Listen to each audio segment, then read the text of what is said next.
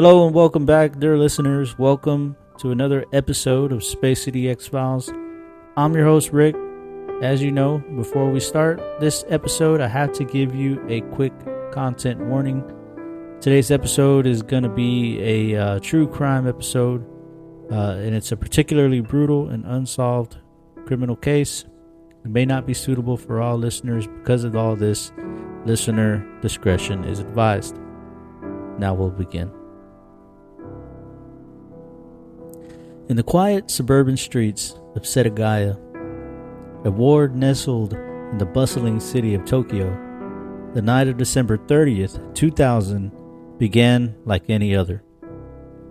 Families were settling in, the winter chill was setting in, and the world was preparing with great enthusiasm to welcome a new year. But in one household, the unimaginable was about to happen. The Miyazawa family, a seemingly ordinary family with ordinary dreams just like you and me, were unaware that this night would unfortunately be their last. By dawn, their peaceful home would turn into a crime scene, one that would baffle investigators and haunt Japan for decades. Please, buckle up, dear listeners, and prepare yourself emotionally as we begin our descent down this tragic rabbit hole. You're listening to Space City X-Files, Episode 37, The Setagaya Family Murders.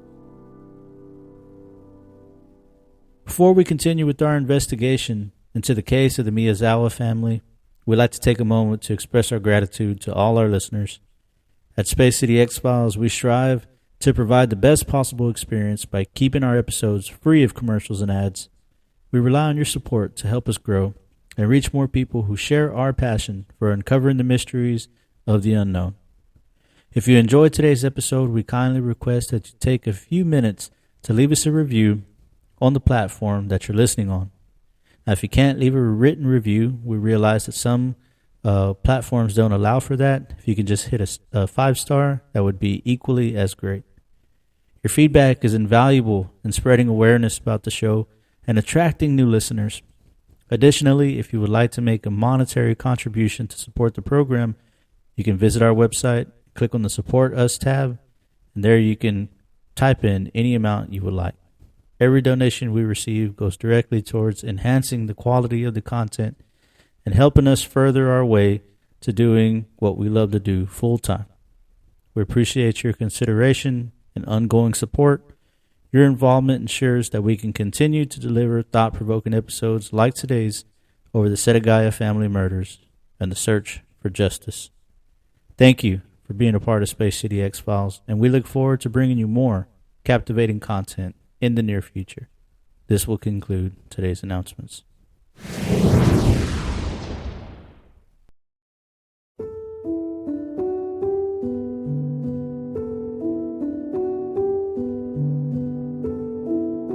In the heart of Setagaya, nestled within the bustling metropolis of Tokyo, the Miyazawa family lived a life that was a tapestry of everyday joys and simple routines.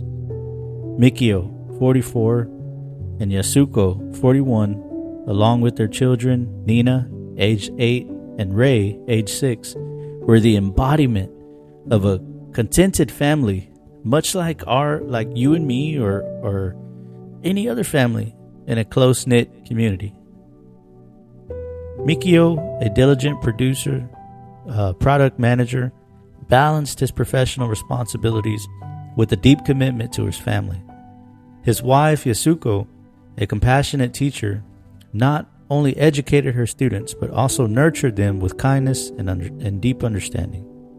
The children, Nina and Rei, were the epitome of youthful exuberance, filling their home with laughter and play. Their days were woven with the familiar patterns: the morning rush to school, the hectic drive to work, afternoons filled with homework and play, and evenings that brought the family together around the dinner table. Sounds wonderful. The weekends were a time for leisure, perhaps to visit the nearby park, like literally right around the corner from their house, or possibly an excursion around the vibrant city of Tokyo. In their neighborhood, the Miyazawas were known for their friendliness and engagement.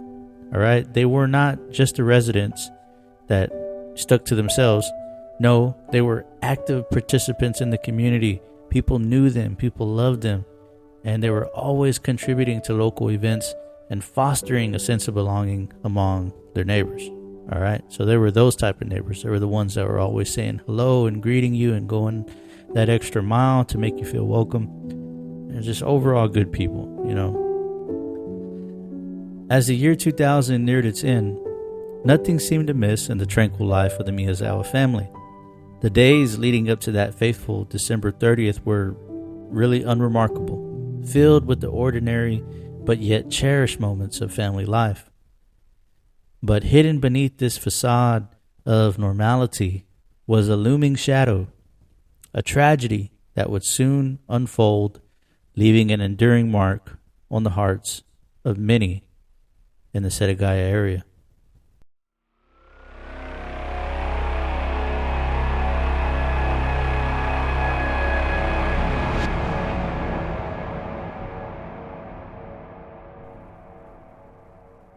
December 31st, 2000 dawned with the chilling discovery in the Setagaya district. As the first rays of the morning sun pierced the winter sky, a crime that defied comprehension came to light. It was a neighbor noting something amiss at the Miyazawa residence, who first felt the tendrils of unease. And it began with the unusual signs of life that were conspicuously absent.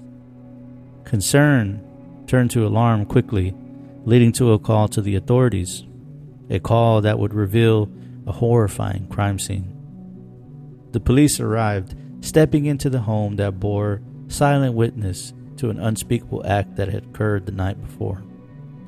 The interior was disturbingly disheveled, a stark contrast to the typical orderliness of the Miyazawa household. Signs of a struggle were evident, with personal items and furniture strewn in disarray all over the place. But it was the silence, oppressive and heavy, that spoke volumes of the tragedy that unfolded. In the rooms of the house, the police discovered the bodies of the Miyazawa family.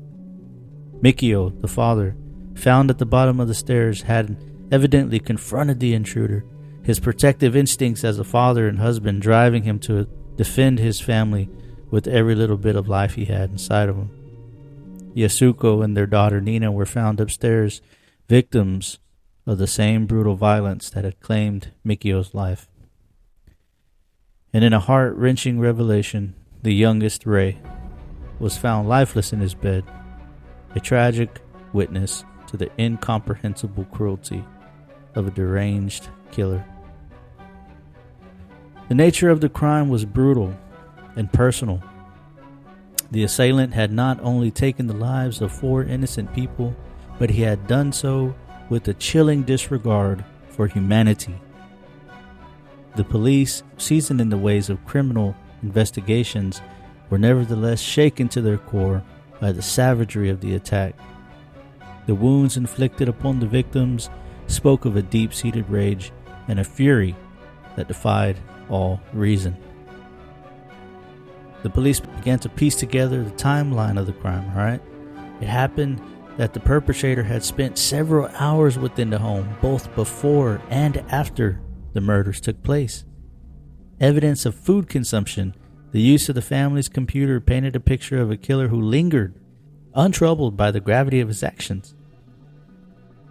This behavior was not just confounding, it was a chilling testament to the mindset of the individual responsible.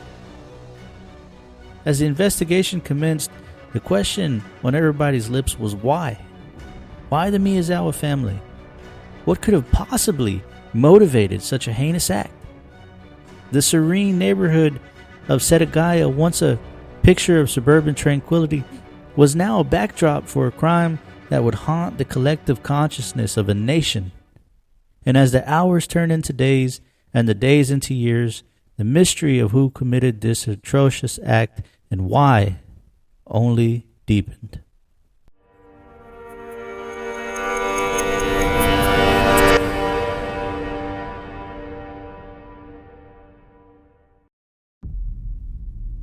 Continuing with the next segment, the investigation, we'll focus on the initial response by authorities, the evidence collected, and the challenges faced during the investigation.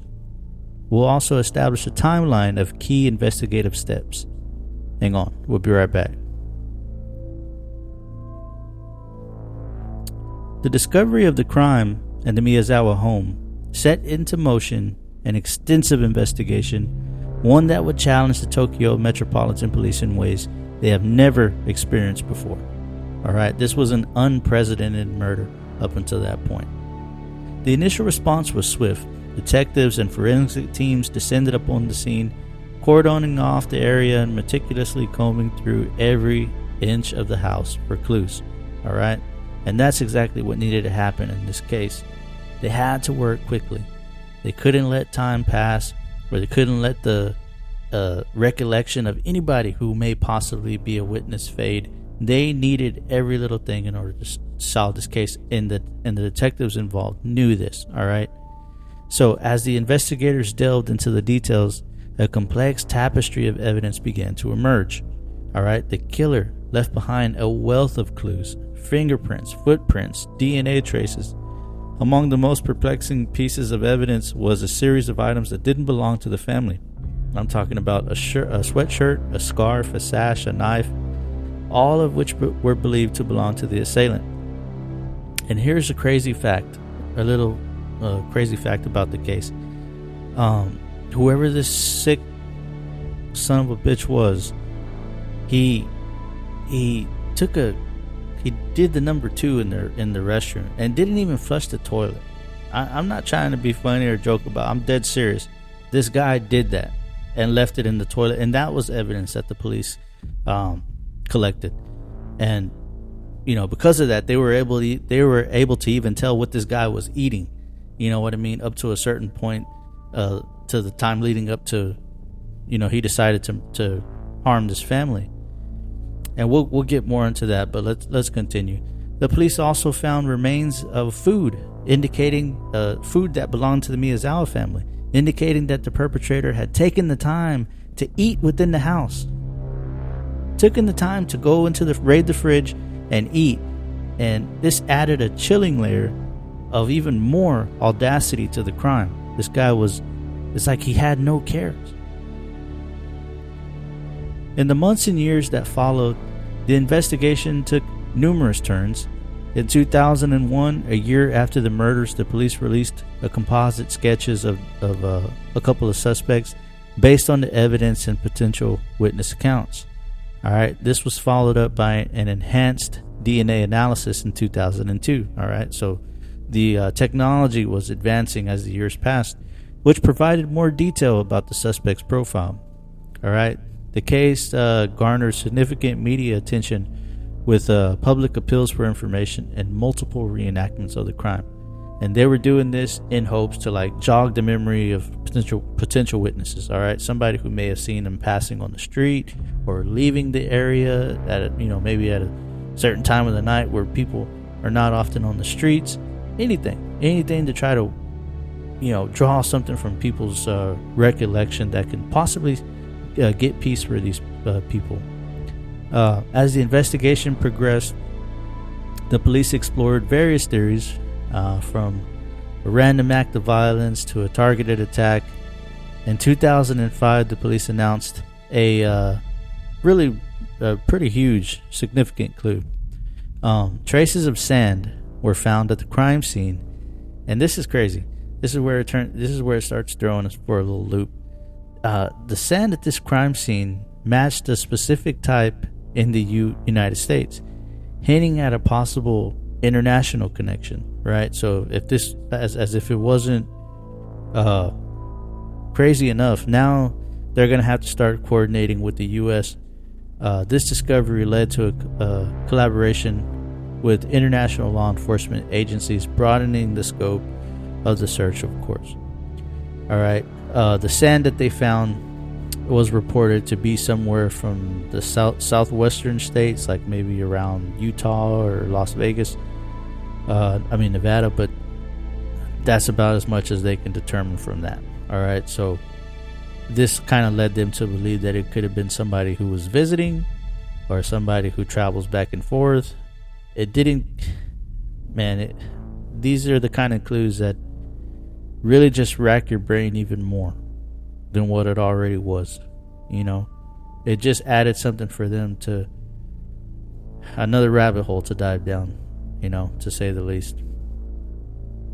Let's keep going. The investigation then took a technological turn in the subsequent years.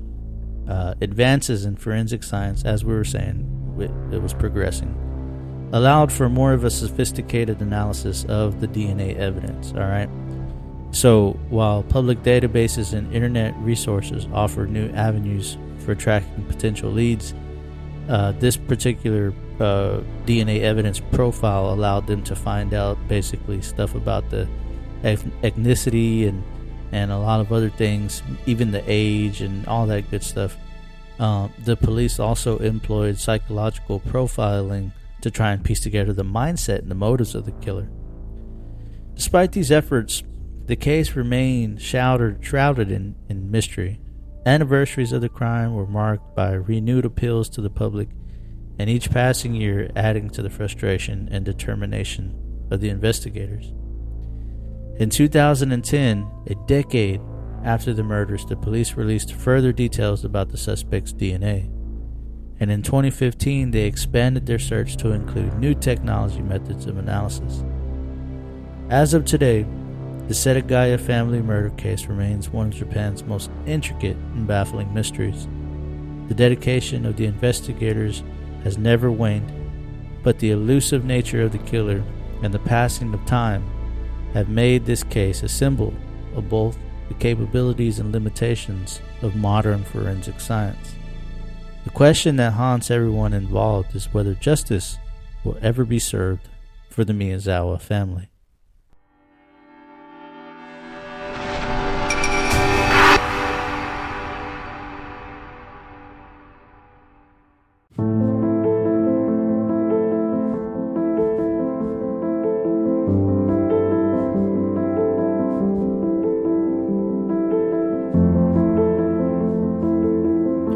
Alright, continuing with the next segment, we're going to be looking at the public reaction and the impact it had on the Japanese society. We'll focus on how the media covered the crime, how the public reacted to it, of course, and its broader impact on society, as we mentioned. Alright, this section will highlight the societal and emotional repercussions of the case. The Setagaya family murders, with their baffling circumstances and tragic nature, captured the attention of the nation.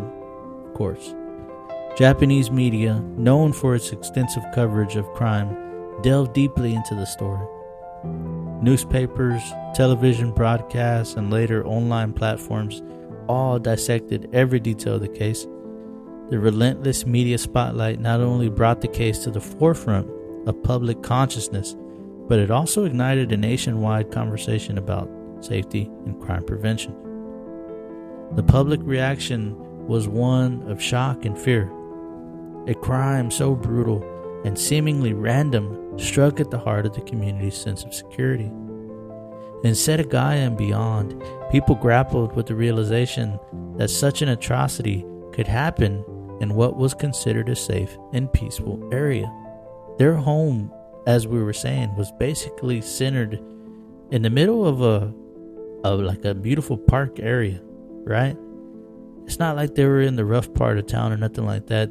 They were, what would look like seemingly, upper middle class. So, of course, everybody is going to be, scared out of their wits, thinking that if this can happen to them, of course it can happen to us. The Miyazawa family, resembling any ordinary family. This is like the everyday family. Your family, my family. This became a symbol of vulnerability. parents hugged their children tighter, and neighbors viewed each other with a newfound wariness. The murders instilled a pervasive sense of unease and a reminder that evil could lurk in the most ordinary settings. The reverberations of the case were felt across Japanese society. It led to discussions about the effectiveness of law enforcement and the need for advancements in forensic science.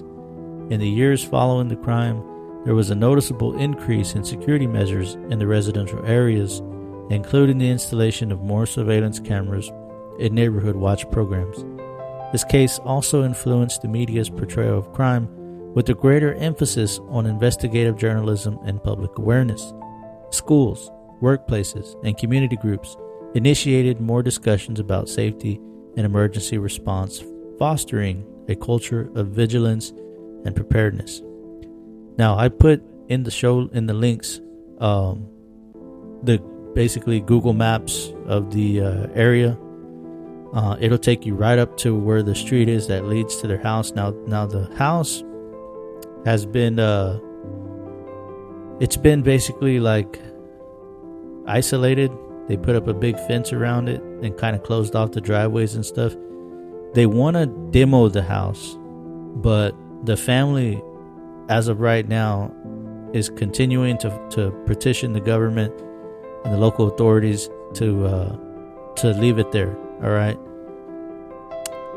I mean, there could still be things that could be found there. The house is kind of, looking rough. Nobody's living there. So, I mean, I can kind of see both sides. If it could stay there, I would leave it there. But if you go to Street View, you'll see what I'm talking about. Now, this area used to be a larger subdivision, but slowly this renovation of the area was changing the demographics. I guess larger families were maybe moving out, and maybe a couple of smaller households, single households were moving in. And so because of this, I think like apartments started popping up around the area. And then a park, like an urban park area, started basically cut its way through the neighborhood. And they were basically buying people out of their homes, like eminent domain type stuff. And this kind of plays into a little bit in theories. I won't get into it now. We'll talk about it later. But it's this park that's, and this park and this skate park and baseball field kind of found its way into the theories portion. And so, like I said, we'll talk about that later. But let me continue with this segment. Even as the years have passed, the Setagaya family murders remain a poignant part of Japan's collective memory. The case is often cited in discussions about unsolved crimes and the challenges faced by law enforcement in an ever-evolving society. It stands as a stark reminder of the fragility of life and enduring quest for justice and understanding in the face of inexplicable tragedy.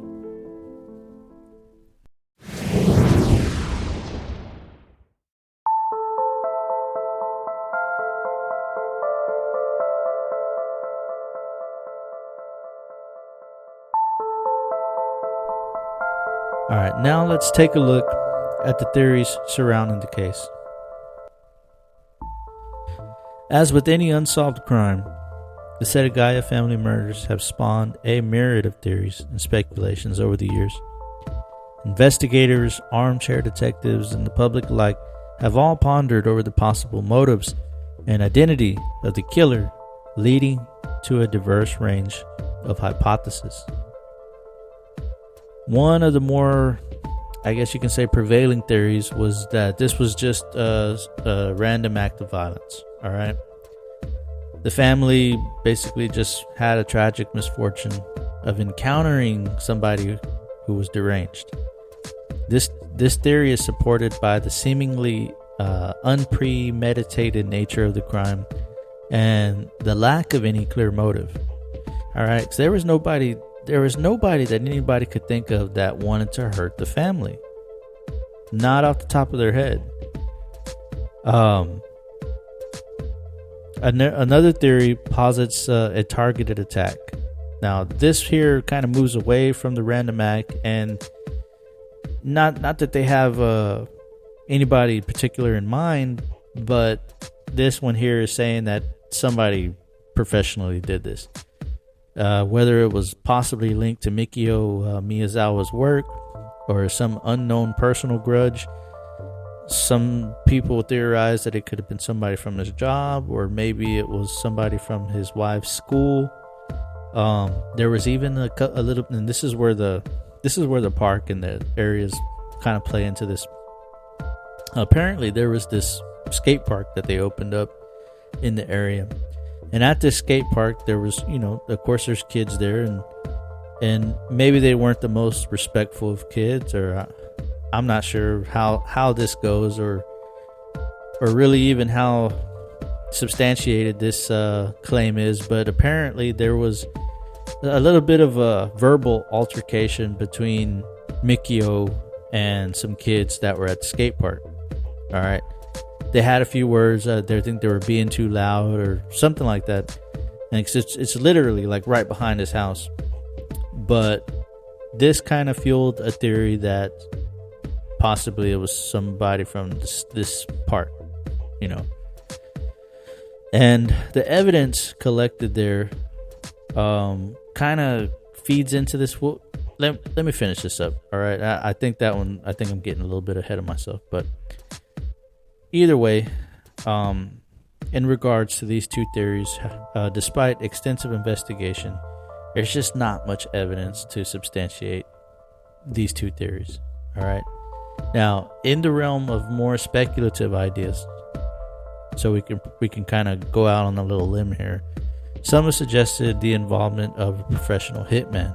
All right, this is what I talked about a while ago, pointing to the efficiency and brutality of the killings. Now, this, like we said, this guy, no guns were involved. I mean, he used a knife. So, I mean, this is not like the movies, all right? This is not,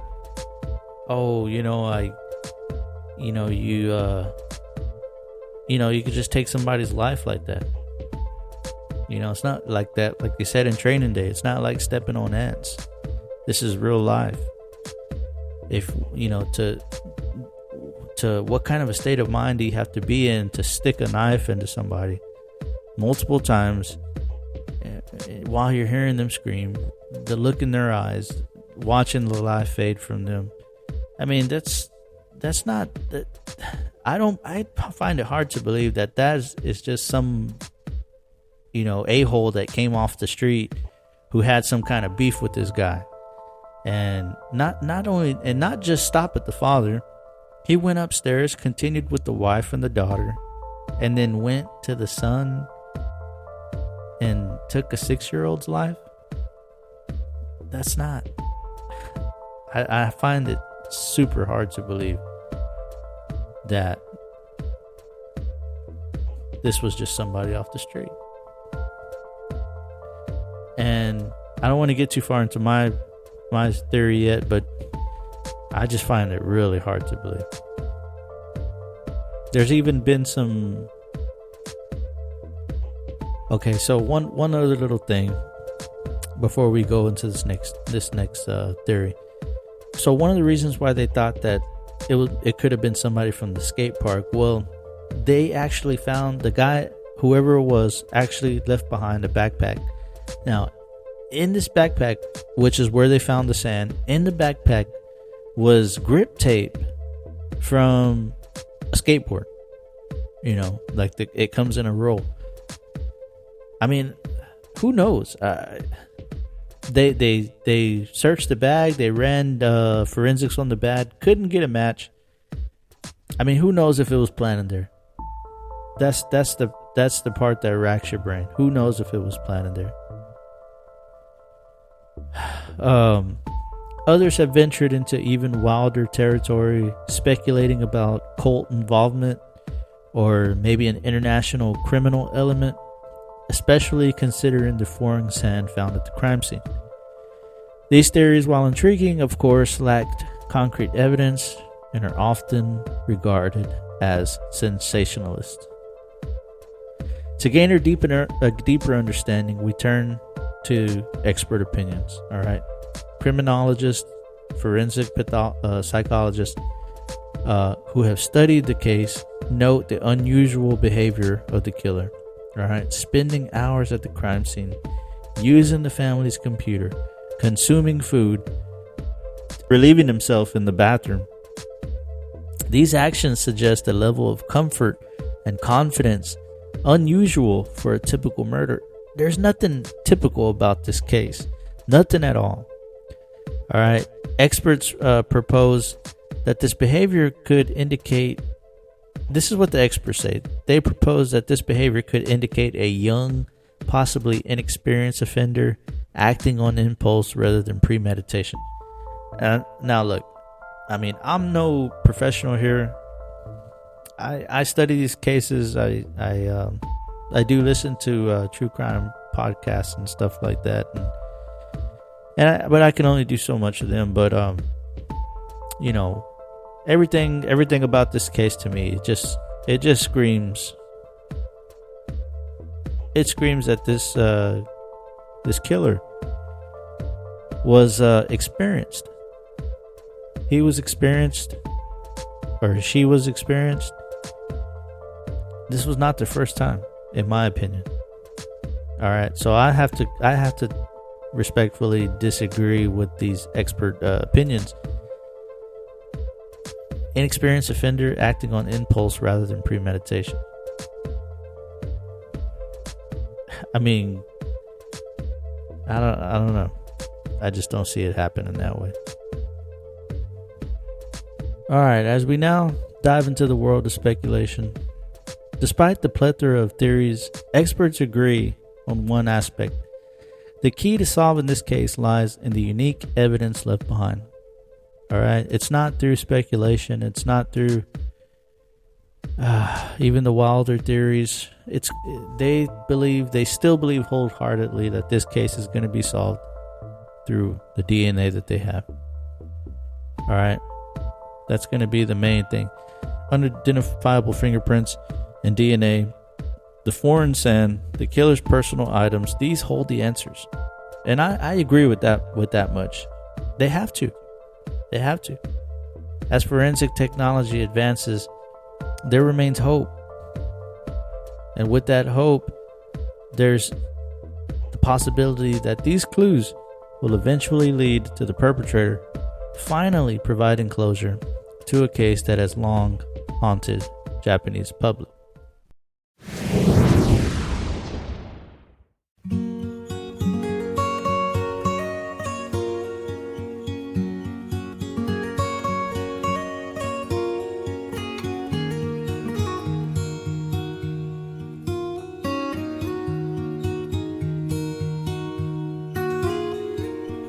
So as we reach the end of our journey into the heart of one of Japan's most perplexing unsolved mysteries, let's pause to reflect on what we've uncovered so far. All right, the Setagaya family murders, a case that has baffled authorities and captivated the public for years, remains shrouded in mystery. From the tragic loss of the Miyazawa family, the meticulous gathering of evidence, to the number of theories and endless speculations, this case has evolved into more than just an unsolved crime. It's become a symbol of the eternal struggle for justice and the relentless pursuit of truth. The impact of this case extends far beyond the boundaries of Setagaya or Tokyo. It touches upon our deepest fears and the challenges our understanding of safety in our communities. The story of the Miyazawa family is a stark reminder of the fragility of life and the unpredictability of human nature.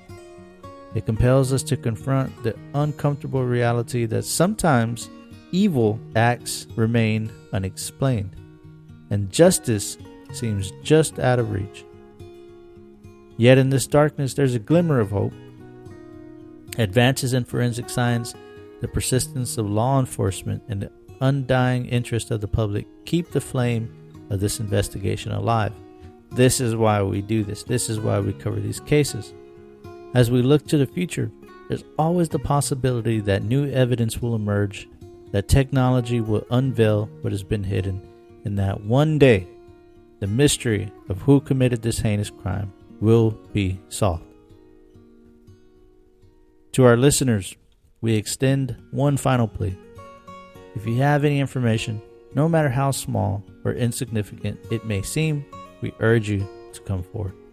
Justice for the Miyazawa family is still within reach. It's still possible. There's still hope. You could help. You could be the key to unlocking this long-standing mystery. Thank you for joining us again on this exploration of the Space City X-Files. I know that this was a tough one, but we do it because every ear that listens to this case is a possible spark of a flame that bursts a new hope.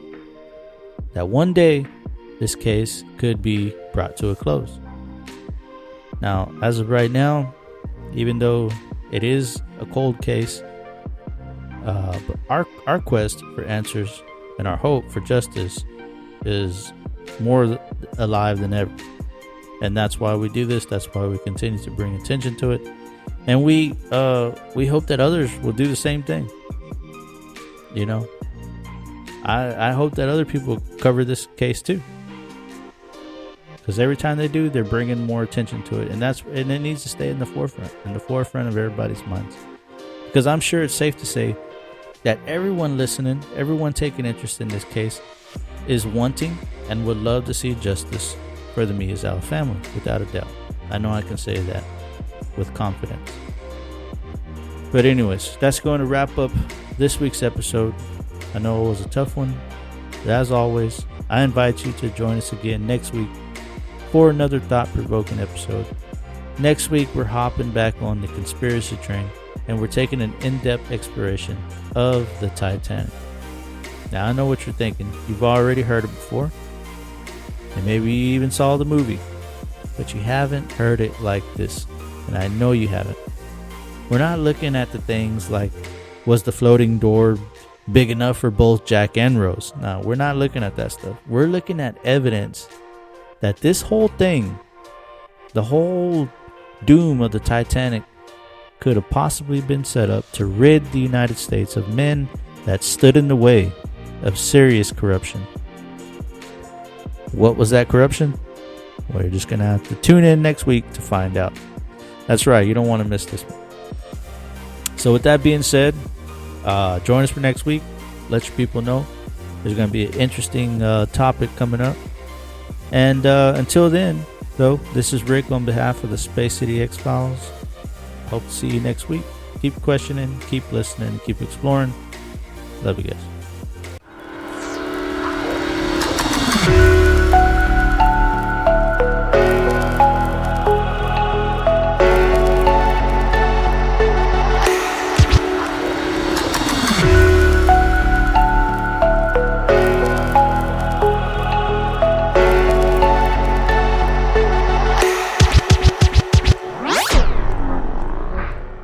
Thank you for listening to Space City X-Files. Goodbye.